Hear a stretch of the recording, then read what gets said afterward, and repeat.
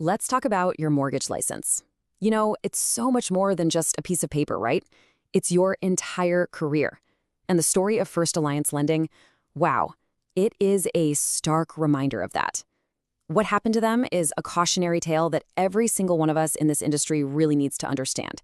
Because believe me, the cost of getting it wrong is absolutely catastrophic. And I'm not using hyperbole here. I mean, they literally shut down. After everything we're about to break down, First Alliance Lending just ceased operations. Gone. It's basically a corporate death sentence, and it all started with a fundamental, and I mean fundamental, compliance failure. So you have to be asking, how does a lender go from operating all over the country to just shutting its doors? Well, it wasn't one single mistake. Not at all. It was a pattern of behavior, one that was rooted in a really deep compliance problem. So let's get into it and break down exactly what went wrong. Okay, this right here, this is the heart of the entire problem. We're talking about a 4-year period from 2015 to 2019 where the company was accused of letting unlicensed employees do the jobs that by law are exclusively for licensed mortgage loan originators. And listen, these weren't just small administrative tasks. No way. We are talking about unlicensed staff allegedly talking about specific loan terms and rates, giving out credit advice, and even making credit decisions, disqualifying applicants. They are basically doing the core essential functions of an MLO, all without the license.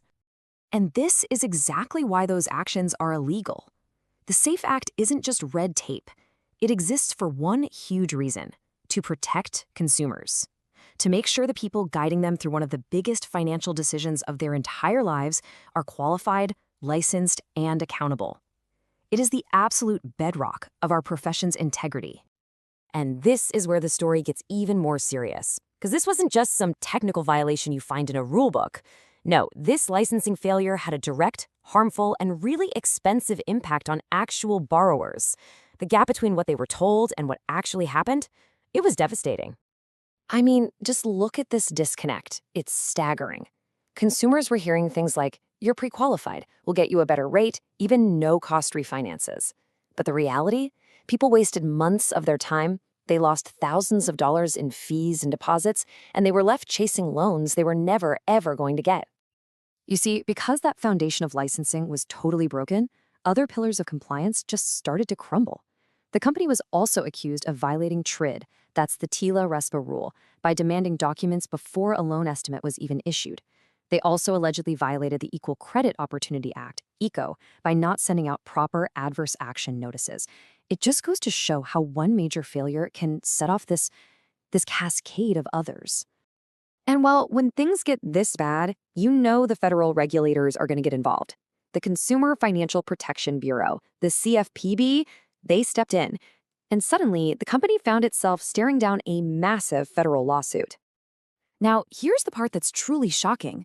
This wasn't the company's first rodeo with the CFPB. They'd had a consent order before, way back in 2014. They were warned. But as this timeline shows, that previous slap on the wrist clearly wasn't enough to stop the alleged violations from happening all over again, but this time on an even more massive scale. And the alleged violations went way beyond just the SAFE Act. I mean, the complaint was a laundry list of noncompliance. It touched on TILA for disclosures, ECOA for fair lending, the FCRA for credit reporting, and even the Consumer Financial Protection Act itself for unfair and deceptive practices. The sheer scope of it all it's just breathtaking.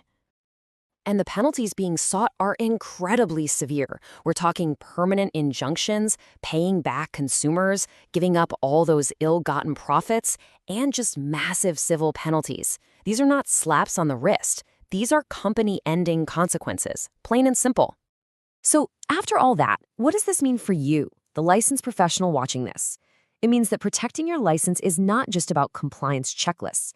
It is about protecting your entire career. And, maybe most importantly, protecting the clients who put their trust in you. Look, you have to build your career on these 4 pillars of integrity. Always, always hold an active license for the work you do. Never skip your required education. Follow every single law to the letter. And above all, be honest and transparent with every single borrower. That right there is the blueprint for a lasting, successful, and ethical career in our industry. So let's just be perfectly clear. Unlicensed activity is not a gray area. It's not a shortcut. It is unfair to the consumer. It is deceptive to the public, and it is flat out illegal under the law. Protect yourself, protect your clients, and let's all protect the integrity of our entire industry.